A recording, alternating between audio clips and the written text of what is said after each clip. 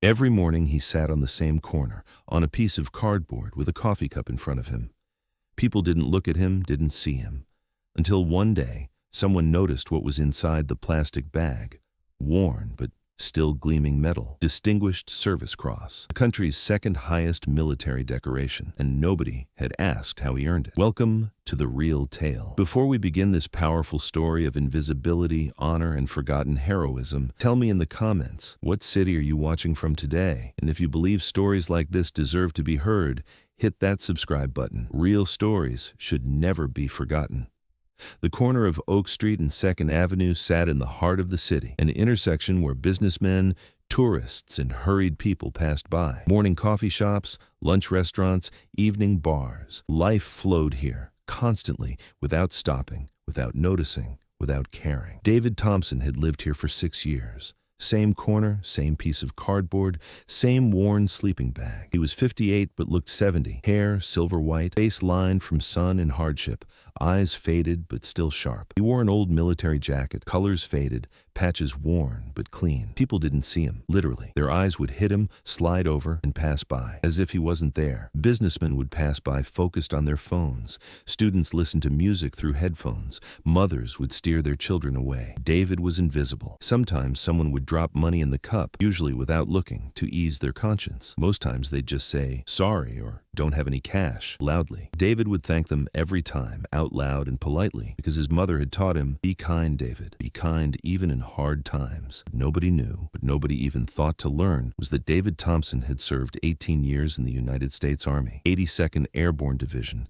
then Rangers, then Special Forces, 3 tours in Iraq, 2 tours in Afghanistan, and none of them had been easy. What happened in Fallujah in 2003 had changed David. On the 3rd day, his team was ambushed. IED explosion, sniper fire, chaos. David had carried 4 wounded soldiers out of that hell, 3 on his shoulders, 1 dragging. He'd gone back 3 times under fire. They all came home. David came back too, but different. PTSD, TBI, and 3 pieces of shrapnel in his body. The Army gave him a medal, offered him therapy, discharged him. But the war inside David continued. First, he lost his house, then his job, then his family. Alcohol didn't help, but it dulled the pain. The healthcare system was too busy to lose him. Friends and family found him too exhausting. Slowly, David became invisible, first to his loved ones, then to society. He'd spent 6 years on the streets. Shelters were too noisy, too crowded. David preferred silence, his own corner, where people left him alone. He'd survived worse conditions. He could do this too. The things he kept in his plastic bag were worth the world to him. Old photos with his team,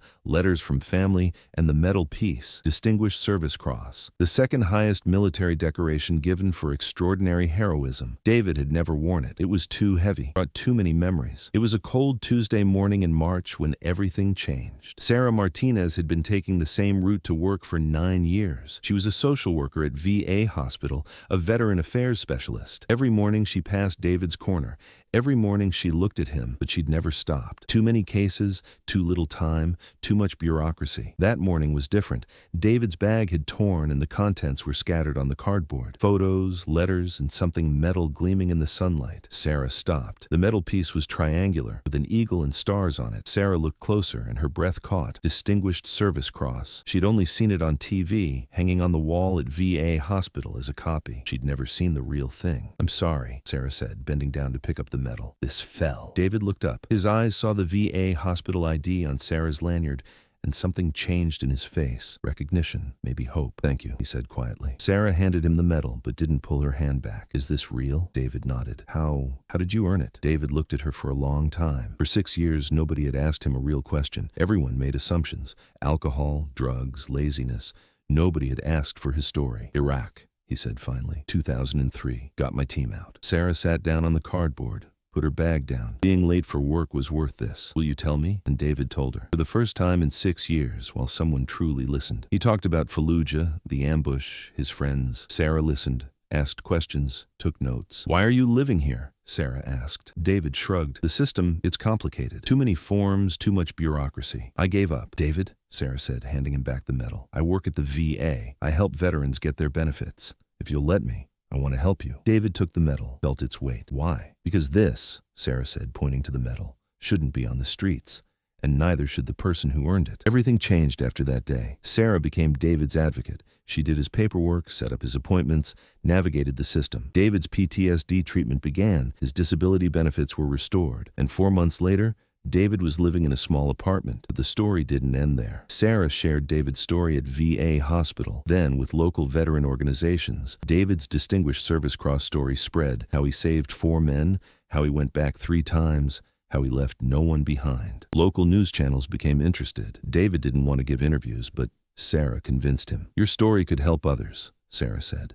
How many veterans like you are out there? Nobody sees them. Nobody helps them. David appeared on TV. He told his story. He showed his medal. I just did my job, he said. I couldn't leave my friends behind. The story went viral. It was shared on local social media, discussed in veteran groups. People began to recognize David, really recognize him, not just see him. Soon, other veterans started reaching out to Sarah. They too had been lost, fallen through the system, become invisible. Sarah helped them all. David helped her help them. 6 months later, David and Sarah started the city's first veteran outreach program. They called it No One Left Behind. David would find veterans living on the streets. Sarah would connect them to the system. When you found me, David told Sarah one day, I was dead, just hadn't been buried yet. You gave me my life back. No, Sarah said. I just saw your medal. Your life was always there. Nobody was just looking. A year later, David's story became national news. 60 Minutes interviewed him. He told the Distinguished Service Cross story, his years on the street, how Sarah had saved him. The hardest part of war, David told the camera, starts after you come home.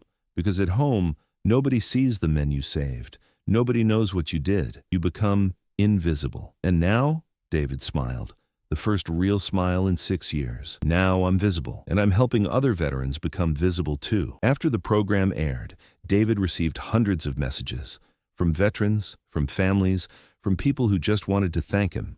Most importantly, they came from his old team, Marcus, Tony, and Jake, the 3 men David had saved in Fallujah. They'd been looking for him for years. They'd wondered what happened to him. Now they'd found him. The reunion was emotional. 4 men, 15 years later, crying. Marcus was now a police officer, Tony a teacher, Jake a firefighter, all married, all with children, all alive because of David. We never forgot you, Marcus said. Every Thanksgiving we raise a glass for you. To David, we say, to the man who brought us home. Why couldn't we find you, Tony asked. David shrugged. I didn't want to be a burden to you. I fought so you could live your lives, not so you'd deal with my problems. David, Jake said, you're our brother. Brothers aren't burdens to each other. They help each other. From that day on, David's life completely changed. Not just the house, treatment, and benefits. He'd found his family again, both his military family and his civilian family.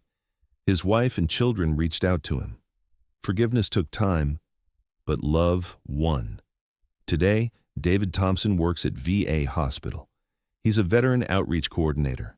Every day he finds veterans living on the streets, helps them, listens to their stories, and every day he wears his Distinguished Service Cross because he can now carry its weight. The medal isn't the most important thing I was given, David says. The most important thing is that someone stopped and saw it.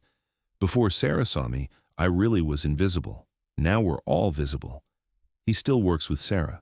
The program has expanded. It's now in 5 cities. Hundreds of veterans have been helped. No one is left behind. People respect David for the medal, Sarah says. But I respect him for something else, for not losing hope after 6 years, for still believing people can be good. And he's right. The hardest times are when David might return to the streets. Stress, flashbacks, dark days. But he's not alone anymore. Sarah calls him, his old team visits him, new veteran friends he's found support him.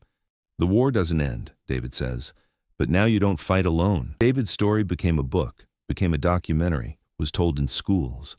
But most importantly, it became hope for other veterans. Every day David gets messages. I decided to get help because of your story. I got off the streets because of you. I stopped being invisible. This, David says, showing his medal, is what I earned in war. But my real prize was on the streets. There, I learned that real heroism doesn't just happen in war. Someone seeing you, giving hope, helping. That's heroism too. Today, David Thompson wears his Distinguished Service Cross with pride. He's no longer too tired to carry its weight. because he shares the load, both the help he receives and the help he gives. And Oak Street Corner looks different now. Still the same intersection, still the same hurried people, but now there's a plaque there. David Thompson Memorial Corner, no veteran left behind. Not memorial, memory corner. David is alive, working, serving. But that corner is now unforgettable, because there a man stopped being invisible and taught others to be seen too. Sometimes heroism comes with medals. Sometimes it just comes with someone stopping and really looking.